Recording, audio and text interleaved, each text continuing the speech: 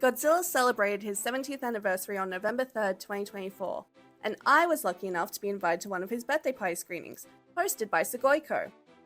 They're the distribution company responsible for bringing Godzilla Minus One to Australia. This video isn't sponsored by them, I just want to give them my thanks for making Godzilla accessible for us here. Going to the anniversary screening got me thinking just about how much I love this franchise, how I'd go about getting anyone else into this, and where do I even start?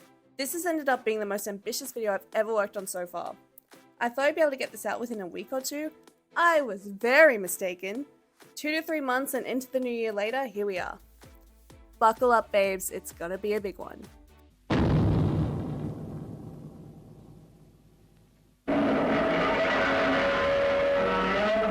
To date, there are currently 30 theatrical release Toho films, 3 Toho animation, 4 legendary, and 1 TriStar. Meaning, we've got a whopping 38 films in total with many more still to be made. This isn't even accounting for any comics or TV shows either. Because in the words of Mark Maron, I don't know how much time I have left. Like if my girlfriend wants to watch a movie, I don't want to watch it. I don't want to die during that. So here are my personal recommendations to get the most out of your Godzilla viewing experience, especially if you don't have time to commit to a whole huge marathon like I did, but you still want to be across the lore and the best movies. And yes, I have also broken them up into different categories for depending on your mood, how you want to shape your perception of Godzilla accordingly. There may be some overlap. I tried my hardest not to, but either way these things happen. Also feel free to skip to the section that you're most interested in. I've included timestamps in the description below. Let's get into it. The real basic beginners for if you only want to watch 3 Godzilla movies in your entire lifetime, that's it. 1954, Godzilla vs. Destroyer, Godzilla Minus One. I'll expand on them a little bit more in their other categories, but for now you just have to know they're absolute masterpieces and the most worth it. That's it, you're done. Side note, in order for this to not be a 10-hour video, I'm going to be providing super brief summaries of the films. Or at least try to where I can, considering how many of them have multiple storylines. Just enough information to pique your interest, which leads us into the Final Wars fundamentals. In order to watch the Millennium masterpiece that is 2004's Final Wars, and to better appreciate Godzilla vs. Destroyer, you'll need to get through these 11 films. First starting with Godzilla 1954. Duh! It's the original Big Lizard destroys Tokyo. It's mandatory viewing. Next we have Godzilla Raids Again, 1955. It's the first Godzilla vs. another kaiju movie. We get to meet Anguirus for the first time. They absolutely hate each other, but then throughout the series they go from enemies to friends. Mothra vs. Godzilla, 1964. Obviously, Godzilla meets Mothra for the first time. She dies, her babies are born, and they end up defeating Godzilla with the most OP move in the entire franchise. String shot. I wish I was making this up. Ghidorah the Three-Headed Monster, also 1964. Here we get to meet Godzilla's ultimate rival. King Ghidorah is a 3-headed gold dragon, majestic AF. You can only imagine the type of sound that he would make.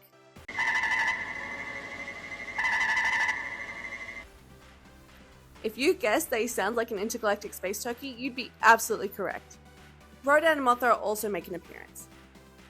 Godzilla vs. Hedorah, 1971. In this one, Godzilla vs. man-made pollution monster, which is actually OP as heck considering it has multiple stages that needs to be defeated. Also, Godzilla uses his atomic breath to fly in this one.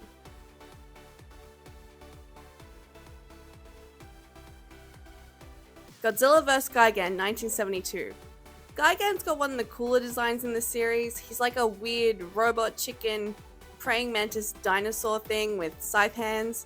Canonically, Anguirus and Godzilla talk to each other, introducing the start of their friendship. King Ghidorah comes in, makes a cameo just to save filming budget. And on top of that, any remaining realism leaves the building as soon as one shot lingers too long on a set of dolls that are supposed to be in place of people. Godzilla vs. Mechagodzilla, 1974. This one is super convoluted, but basically to sum it up, you have Mechagodzilla, you've got ape aliens, and you have the Guardian of Okinawa, King Caesar. Yeah, that'll basically do it. Yeah.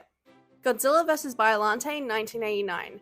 We get an 80s version of the Godzilla theme song, which is just 10 out of 10 chef's kiss.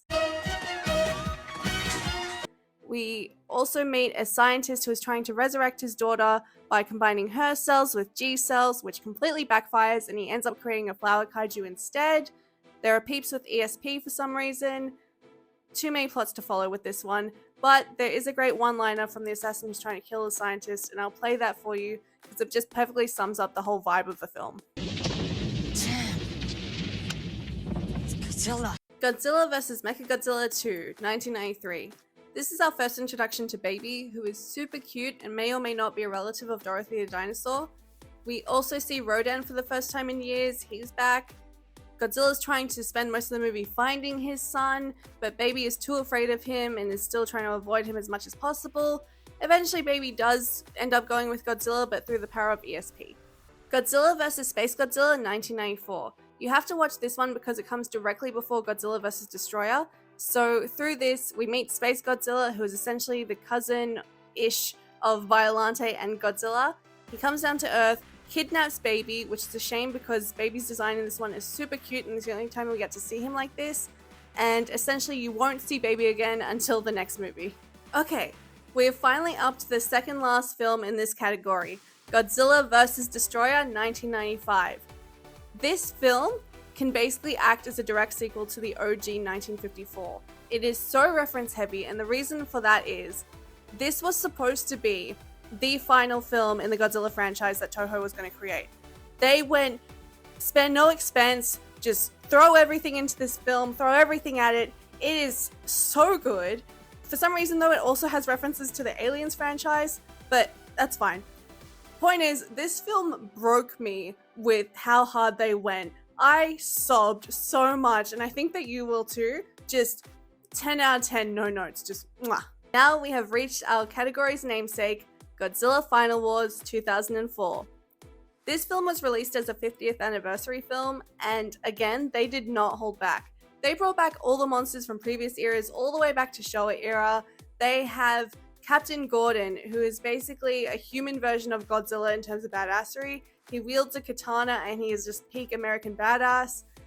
They have references to Pokemon, X-Men, Matrix Reloaded. There's also aliens again. We have Sum 41 in the opening credits. They get a credit. Their song plays while Godzilla vs. 1998 Zilla and absolutely destroys him. There's also a scene where Godzilla basically plays soccer. This is the greatest movie you will see in this entire franchise. It's just so much fun, and just believe me, you will have the best time. The Goofy Godzilla. He's Japan's honorary citizen and would probably pick you up from the airport after restocking your fridge. Here are the 6 good guy Godzilla flicks for you.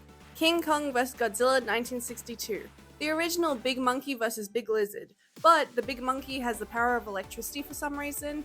This film also has a great human story. The marketing boss in this is hilarious. He very much reminds me of Charlie Chaplin with his humor. There are some questionable parts in this film just because of the time era that it was set in, where they weren't doing things that is particularly PC right now and probably shouldn't have been back then. Skip through those parts and you'll still be able to enjoy the film.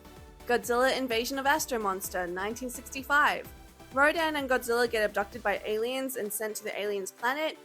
They're brought there in order to defeat King Ghidorah, who is, up to some mischief. But we also get to see Godzilla's Honda jump for the first time, which is basically his victory jump. Ibira, Horror of the Deep, 1966.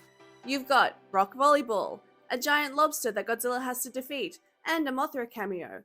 With this one as well, if you're a gamer and you play Dave the Diver, you'll know that there is a DLC available where you can play as Godzilla, who then fights Ibira, and perfectly set in the theme. Son of Godzilla, 1967.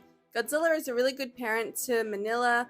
However, Manila's design is really and you either love him or you hate him. The Kamakuras have a great theme, just mwah. Peak 60s. The ending, however, is like the saddest I've ever seen, especially for something that starts off so camp. Trigger warning if you have arachnophobia, avoid this film, or at least stop watching up to the halfway mark because the main bad villain is a giant spider and things get super icky super quick. Destroy All Monsters, 1968. This is the first film where all the kaiju are present and they have an all-out brawl. If you're a wrestling fan, you're going to have the best time of your life. Basically imagine it like a Royal Rumble, but with kaiju. Godzilla vs. Megalon 1973. Megalon is an alien horn beetle that Godzilla has to defeat in this one. Gigan also makes an appearance, but again, I think that might be for budgetary reasons. We get to meet Jet Jaguar for the first time. This is also the one where Godzilla does his famous tail kick, which you've probably seen on the internet. And in my personal opinion, I think this is Godzilla's cutest design that they've had so far. I love his little 3 mouth. The Antagonistic Asshole. He's in his rat era and he is not sorry about it. Here are the 6 films for if you like your Godzilla mean AF. Godzilla 1954. Again, obviously, The Return of Godzilla 1984. This film is supposed to be a direct sequel to 1954, so forget every other Showa era film, I guess. There's a homeless character who is absolutely hilarious. He's like the first human character, I think, to have ever told Godzilla off. There's a scene with him as well where he's basically reenacting that famous Indiana Jones scene. This is also, on that note, the first film to start doing references to other films made within that same era. While we're on the topic of Godzilla films referencing other films, this is a perfect segue into Godzilla vs. King Ghidorah 1991. This film was released exactly 3 months after Terminator 2, so you can imagine all of the Terminator references that they jam-packed into this film. There's also time travel, Godzilla as a dinosaur, they have cute Ghidorahs, Mecha Ghidorah, and one of my favorite scenes in the entire film, a reference to Steven Spielberg. Showa reported, sir. What, that we're being invaded by little green men from outer space? Let's just keep it as our secret. You can tell your son about it when he's born, Major Spielberg. Sir, yes, sir! Godzilla, Mothra, King Ghidorah, Giant Monsters All Out Attack 2001, otherwise known as GMK. In this one, Godzilla is a super arsehole, but understandably because he is a force of vengeance possessed by the souls of all the people who died in World War II. This was also Japan's direct reference to 1998's American Godzilla, and they provide just a bit of a burn.